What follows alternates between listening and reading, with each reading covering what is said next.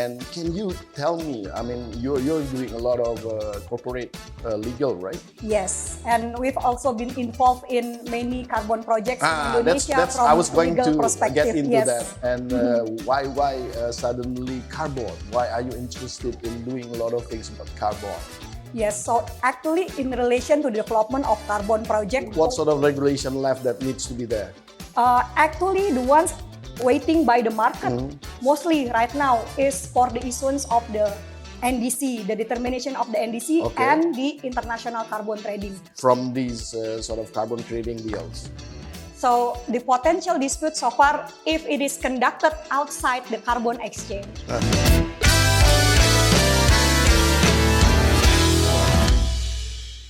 Bismillahirrahmanirrahim. Assalamualaikum warahmatullahi wabarakatuh.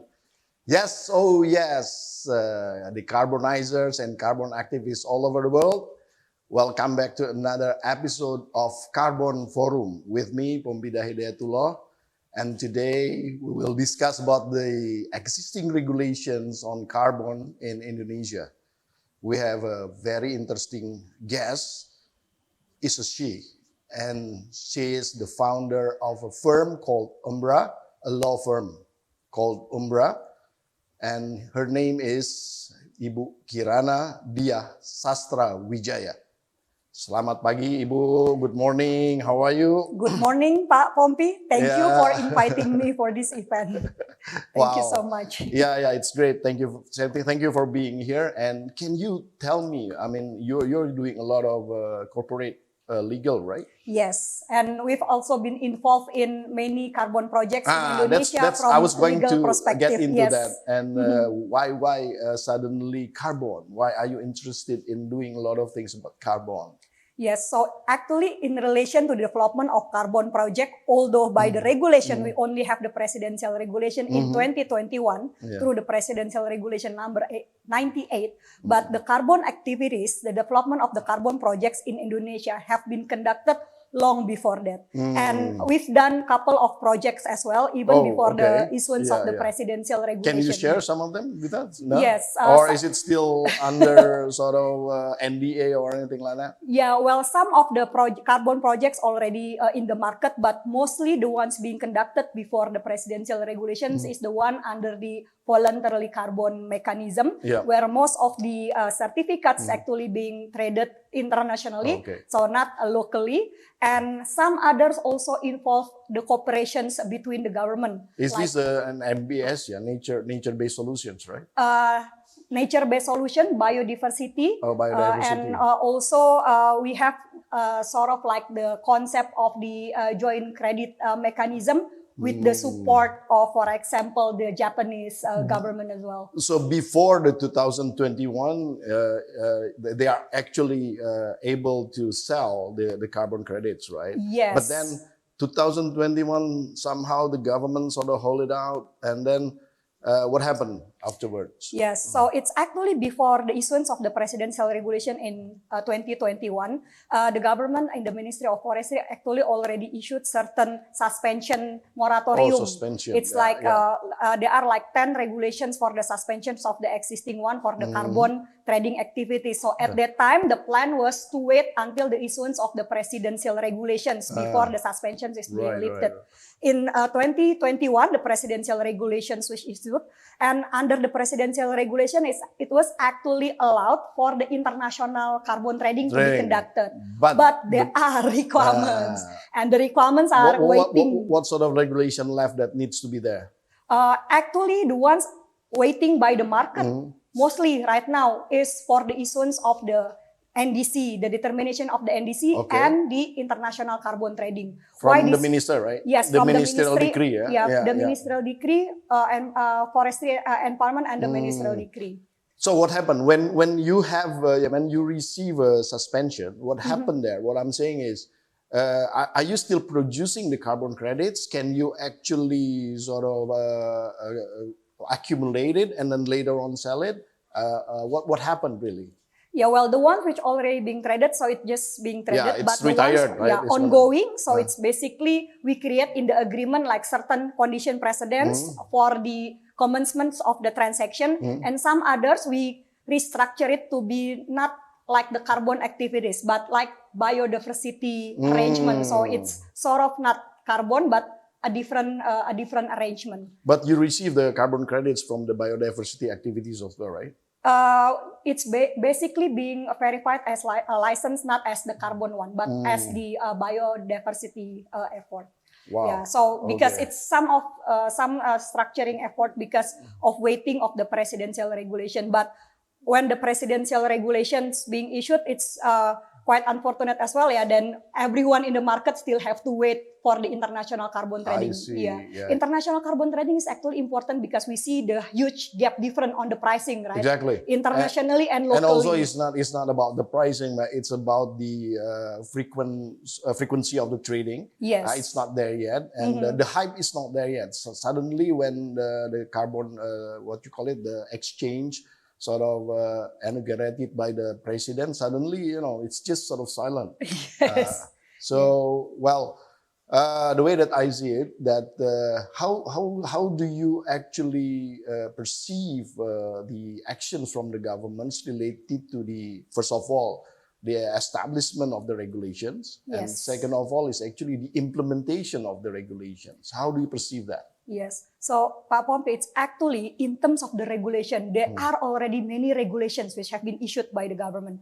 After the presidential regulation in 2021, even in 2023 itself, there are so many regulations, but mostly issued in the forestry sectors. So from the forestry sectors, the Ministry of Forestry already issued the trading mechanism for on the forestry sectors, the licensing mechanism. Through the SRN and all, yeah? Through the Ministry of Regulations. Oh, okay. Yeah, including the carbon trading roadmap for the forestry for the forestry sector. So in terms of the forestry sectors, that the regulations is actually quite many now. And then the other one, the regulation also have been issued in the electricity sectors, I see. where the Ministry of Energy and Mineral Resources already issued for the carbon trading in the electricity sectors, the mechanism. From the ETS, yeah. Yeah, and including as well the allowance, the limit for the coal-fired power projects, because in the electricity sectors, the government need to issue the allowance for the conducting of the trading, and that one also have been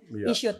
And the highest limit of the emissions. yes, the highest, yes, allowance, the ceiling, the ceiling of the emission that can be conducted by the highest business, limit, with the business institutions in the coal-fired power project. Correct. That's And have been each issued. year needs to be reduced consequently, right? Yes, yes. So they need to, if it is exceeding, then they will need to pay carbon tax. Exactly. Yeah, so they need to either buy from the carbon from the market. carbon market or conducting activities to reducing the emission. Okay. Yes. So that's actually already interesting in the electricity sectors. And the government also have launched for the carbon exchange. Yeah, carbon exchange. I just mentioned it later. Yes, and just now. Yeah. yes, just now about the carbon exchange, and it's actually to accommodate for that carbon exchange. The government even already make the amendment of the law, the law on number 4 on the acceleration of the strengthening of the financial institutions, which categorize the carbon certificate as securities that can be traded in the carbon exchange. That have been conducted through the law, and then the authority of the financial institution also already issued many implementing regulations to accommodate for the carbon trading in the carbon exchange. Great. So that's about the establishment of the regulations. What about the implementation itself? Yeah, so the implementation itself. Why are you smiling suddenly? Yeah, because it's the implementation itself is actually, that the carbon exchange have been launched, but it's not very active right now, and the pricing is also very low right now, around $4 to $5 US. And if you see that the carbon exchange, that the transaction conducted there is very limited. And it's not too frequent. Yeah, it's not too frequent, and the parties was actually registering their carbon certificate in the carbon exchange. Now I think only two participants, and then although the SRNPPA, the national registry, register more certificate, but the ones who actually being registered in the market is because it's not compulsory to put it in the exchange, right? So they can sell it like privately without getting into exchange. Yes, correct. Okay, correct. So what needs to be done to improve the situations on these? I mean, first of all, carbon market, and second, probably especially in the carbon exchange issue. Yeah, so in terms of the carbon trading, I think that what market participants really waiting right now for allowing for the international carbon International trading. trading. Yeah. It says there is the market there is the paper issued by the Ministry of Forestry and Environment, which basically says that the international carbon trading is actually allowed, but waiting for the implementing regulation. Yeah. So once the implementing regulations on the international carbon trading is The conducted, ministerial decree, the ministerial decree. So I think that market will react very positively because it will change the dynamic on the demand, supply and demand mechanism under the market, because it creates the larger market. So the pricing also can be triggered as well by the international carbon trading, which hopefully will also impact the pricing and the frequent activities in the local carbon exchange. Sounds good. But that is related to the carbon market, right? Yes. What about the carbon exchange itself? Because it is not a compulsory for everyone to actually put it in the exchange. Yes. So when this ministerial decree is actually launched, do you think people will sort of put it in the exchange, or they will sell privately? Because if it is not put in the exchange, then the exchange will be still like as calm as like right now. What do you think?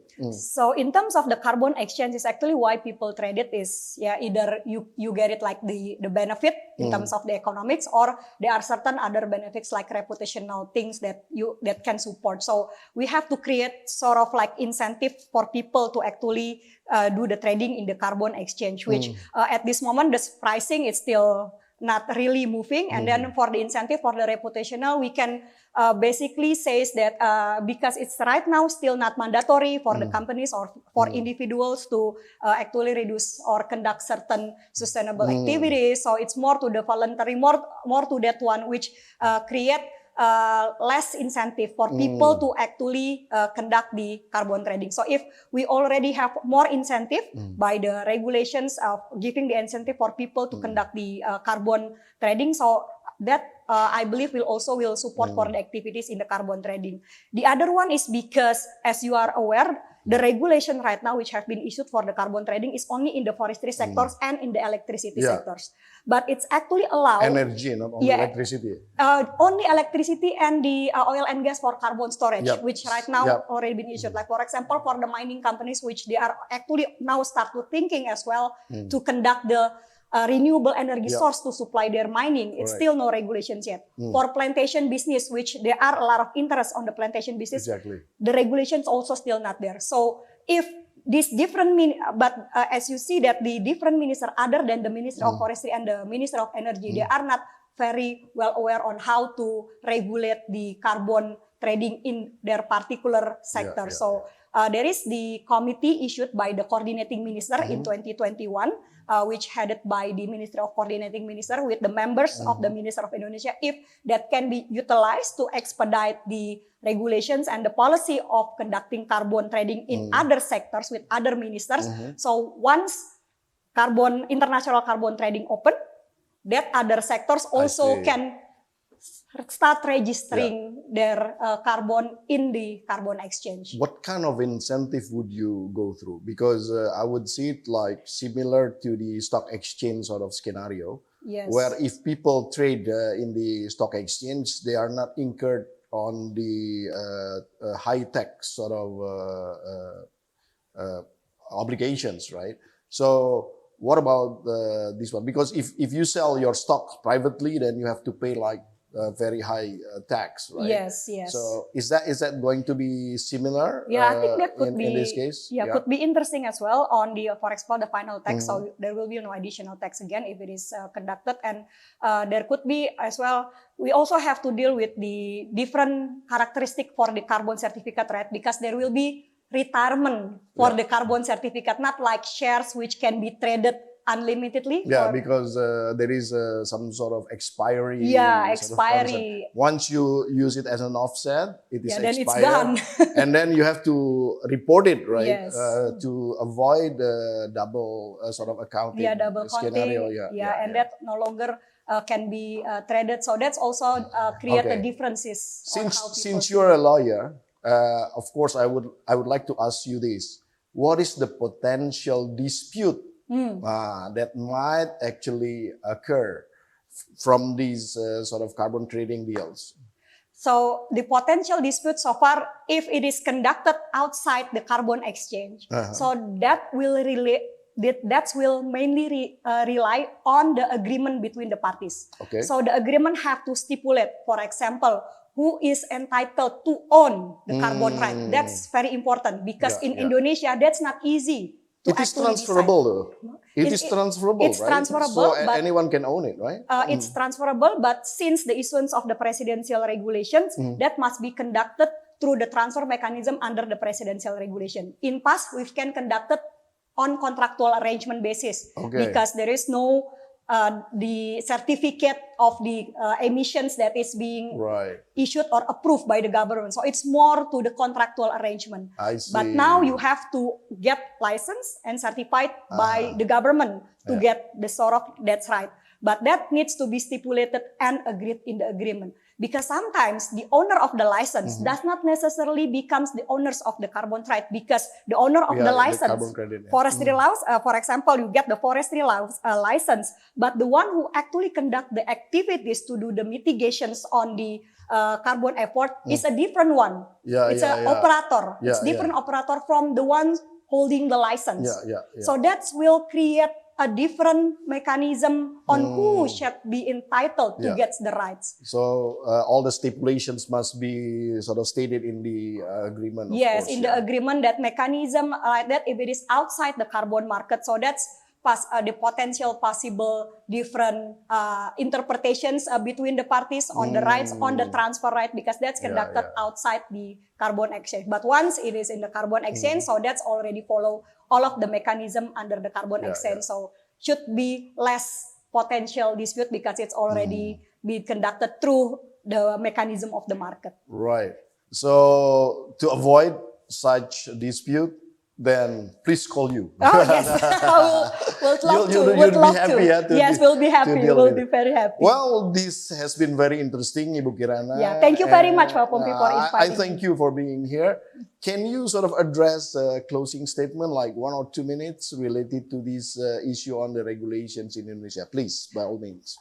Yes, thank you, Pak. So it's actually for the development of the carbon trading and carbon exchange. It's been excitement news, and market participants are really excited to participate and also to support this, because carbon trading and carbon exchange, of course, will be one of the means to support the government ambition to do the energy transition and for decarbonization.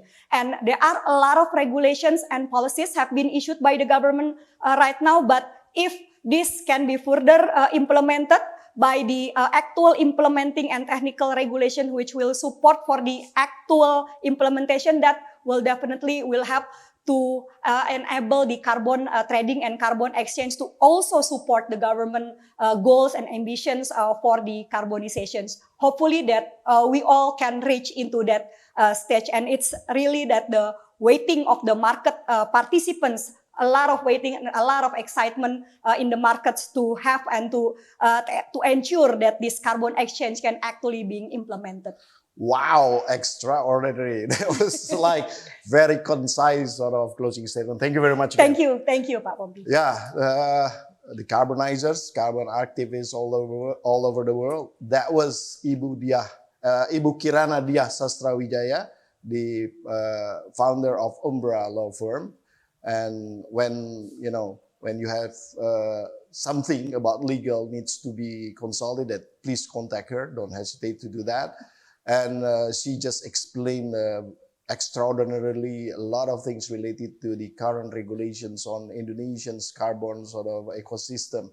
And hopefully in the future, the government will listen to her suggestion and then sort of push it forward, the necessary means to actually debottlenecking on the carbon market in Indonesia. So this is Carbon Forum. I'm Pumpidah Hidayatullah. Thanks for watching. Until the next episode of Carbon Forum. Thank you very much. Thank you very much. Assalamualaikum warahmatullahi wabarakatuh.